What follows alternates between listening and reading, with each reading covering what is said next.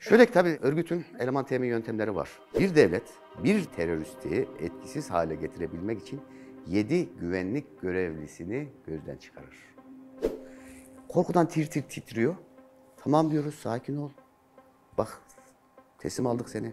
Türkiye Cumhuriyeti Devleti düşmanı, açık ya da örtülü ülke varsa hemen hemen hepsi terör örgütüne destek veriyor. Acı çektik mi? Çektik, evet. Çok çektik. Ama biz böyle bir mücadele verdik.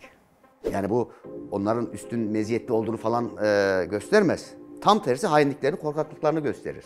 Emekli jandarma yarbay Şefik Ünal. Abi tekrar birlikteyiz. İlk bölüm çok konuşuldu. Çok fazla sayıda meseleye değinmiştik ama bu sefer teröristler meselesine değinelim istiyorum. Siz meslek hayatınız boyunca çok sayıda teröristi etkisiz hale getirdiniz yahut yakaladınız. Onların tarafını bir konuşalım istiyorum. Bu teröristler dağda ne yapıyorlar? Size göre, sizin bakış açınızdan nasıl yaşıyorlar? Aslına bakarsan tek kelimeyle özetleyecek olursak rezil bir şekilde yaşıyorlar. Yine başka bir söyleşimde söylemiştim. Hayvandan öte yaşıyorlar. Hayvanlardan özür dilerim demiştim. Aynısını tekrar edeyim. Şöyle ki tabii örgütün eleman temin yöntemleri var. Bu yöntemleri uygularken en çok da vaat yöntemini uyguluyorlar. İşte sizi şöyle rahat şartlarda yaşatacağız, şöyle güzel kamplarda, şehirlerde vesairelerde yaşayacaksınız. Şuraya geldikten sonra sizin şununuz olacak, bununuz olacak gibi vaatlerde bulunuyorlar. Tabii büyük bir kısmı örgüte katıldıktan sonra bu vaatlerin tamamının boş olduğunun farkına varıyor. Tabii arazide normal şartlarda yaşam zordur. Bizim için de zor. Bizim tabii klasik 3 günlük, 5 günlük operasyonel görevlerimiz olur arazide. Bakın 3 gündür. Arazide bir insanın insani derecede gerek kişisel bakımı gerek bedensel yorgunluğu vesaire anlamında 3 gündür. 3. günden sonra artık birçok şeyiniz zafiyete uğrar. Yani tuvalet alışkanlığınız değişir, duş alamıyorsunuzdur, doğru dürüst elinizi yüzünüzü yıkayamıyorsunuzdur, üşümüşsünüzdür, sıcaktır vesairedir vesairedir. 3. günden sonra arazide her şey zorlaşır. Bizim için dahi işte 10 gün olur, 20 gün olur, daha uzun operasyonlar da olmuştur. Bu kadar zorken aylarca, yıllarca arazide yaşamak zorunda kalan, inde yaşamak zorunda kalan, aç susuz yaşamak zorunda kalan teröristler için de yaşam elbette çok çok daha zordur.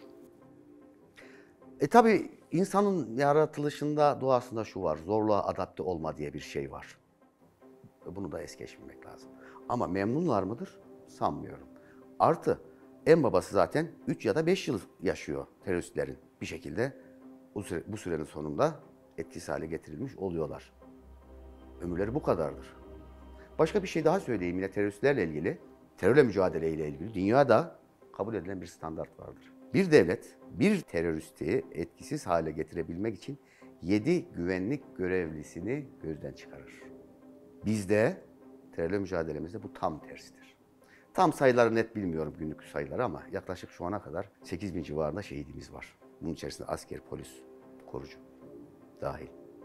Etkisiz hale getirilen terörist miktarı 40.000'in üzerinde.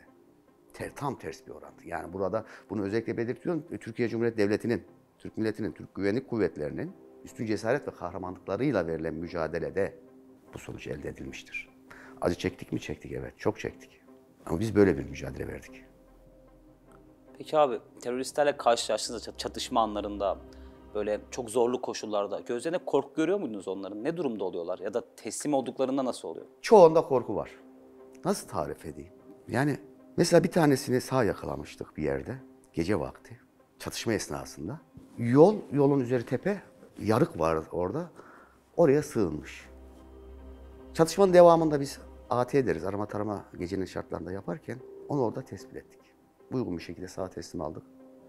Öyle bir sinmiş ki, silahını falan uzağa bırakmış. Yani elinde silahla görünce ateş etmeyelim diye. Korkudan tir tir titriyor. Tamam diyoruz, sakin ol. Bak, teslim aldık seni, bir şey yapmayacağız. Konuşamıyor bile. Mutlaka korkuyorlardır yani. Korkmayan diye bir şey yok. Yine çatışma esnasında bir terörist teslim olduysa, o teröristin verdiği bilgiler şüphelidir. Yani %100 doğru değildir. Niye? Mecbur kaldığı için teslim oldu. Canını kurtarmak için teslim oldu. Sahir zamanında anlatmıştım bir önceki söyleşimizde. Silahın teçhizatını başka bir yere bırakıyor, geliyor köye, muhtara diyor ki, köylüye, beni askere götürün ben teslim olacağım diyor. Bak bu teröristin verdiği ifade çok daha sağlıklıdır, bizim çok daha işimize yarar. Ama diğerininki o kadar işimize yaramaz. Ha yine de yarar. Orada ilk sorgusunu yaparız. Çatışma esnasında teslim olduysa ya da yaralı olarak ele geçirecek. Sorulacak bazı sorular vardır. Grup kaç kişi? Nereye gidiyordunuz? Grup lideriniz kim? Hangi eylem için gidiyordunuz? Üzerinizde hangi silah teçhizat var falan filan gibi bir dünya soru sorarsın. Bunların da bir kısmına doğru cevap alırsın. İşte Garet Atilla ha. Buraya gelmiş bu. Ne yapacaktınız burada? Böyle aç geliyor. Füze baba işte.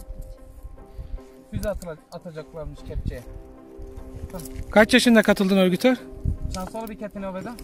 Fazla sallıyorum. Şey, 5'den sonra. 12 yaşındayken katılmış komutanım. Örgüt bunu bildiği için mesela o grubun içerisindeki herkes her bilgiyi bilmez. Grup lideri bilir, birkaç kişi daha bilir misal. Bunda yaşadık. Nereye gidiyorsun? Vallahi bilmiyorum diyor. Peki eylemden sonra ama onu bilir. Eylemden sonra ilk toplanma bölgesi vardır. Çatışmadan sonra, eylemden sonra. Nerede buluşacaktınız? Bunu herkes bilir ama. Bazısı bilse de söylemez, bazısı da söyler. Bizim en çok işimize yarayacak bilgi odur. Kaçış istikametleri ve eylemden sonra toplama bölgesinin neresi olacağı gibi. Yani teröristler açısından, penceresinden de manzara durum bu şekilde. Peki abi hep duyuyoruz işte çeşitli destekler aldıkları, eğitimler aldıkları, teçhizat aldıkları yabancı ülkelerden başka istihbarat teşkilatlarından belki. Teröristlerin de silah kullanma kabiliyetleri, çatışma kabiliyetleri, arazide mücadele kabiliyetleri gelişmiş durumda mı? Yani onlar da teknik olarak zorlayıcı mı oluyor mücadele yürütmek? Onlarla terörle mücadele yürütmek zorlu mu oluyor? Şöyle ki ne kadar Türkiye Cumhuriyeti Devleti düşmanı açık ya da örtülü ülke varsa hemen hemen hepsi terör örgütüne destek veriyor.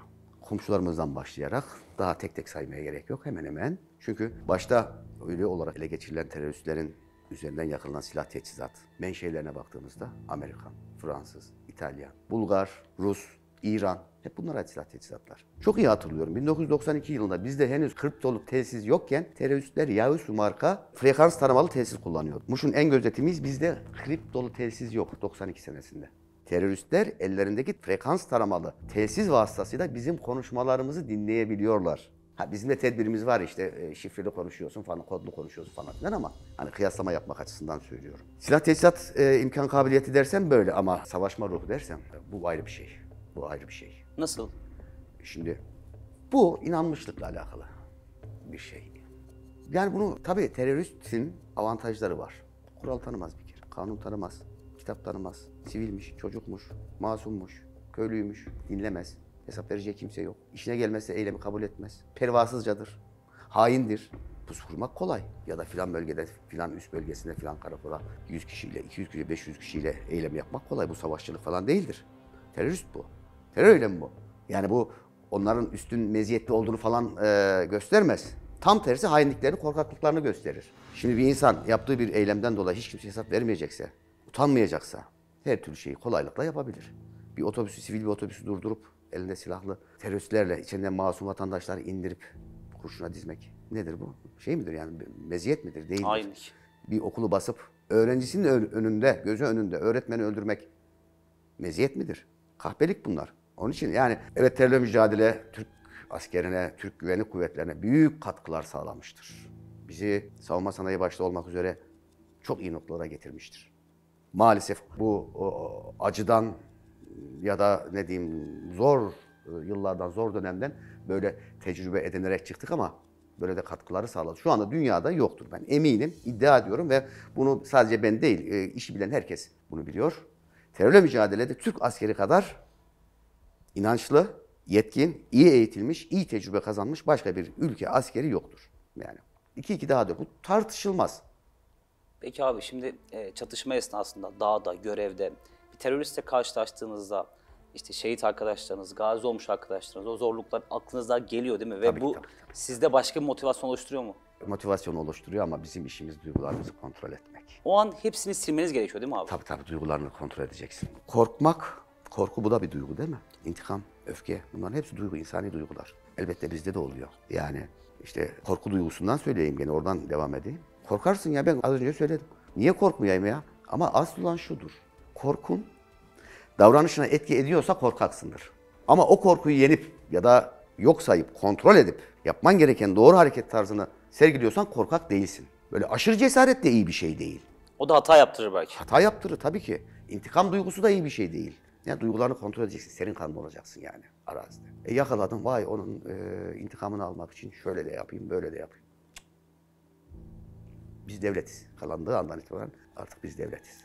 Peki Türkiye Cumhuriyeti Devleti terörle mücadele ederken mutlaka birçok farklı yasanın, bazen etik ilkelerin, devlet olmanın gerekliliği çerçevesinde hareket ettiğini biliyoruz. Evet. Şimdi dediğiniz gibi az önce bir terörist hiçbir ahlaki değeri, herhangi bir normu gözetmezken Türkiye Cumhuriyeti Devleti'nin askeri bir terörist teslim olduğunda ona gösterdiği muamele çatışan teröristle aynı olmuyor. Buradaki dengeyi kurmak da bir duygu meselesi değil mi? Aslında Kesinlikle. nefret ediyorsun Kesinlikle, ondan ama yine de evet, koruyorsun o değerleri değil mi abi? Kesinlikle.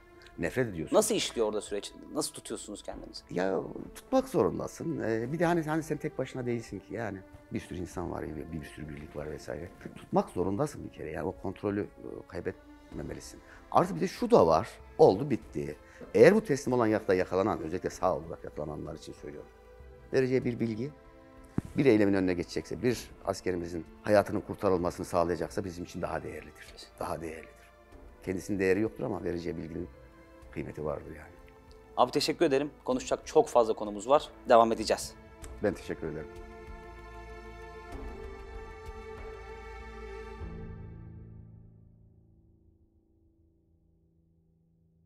Başka bir şey daha söyleyeyim yine teröristlerle ilgili.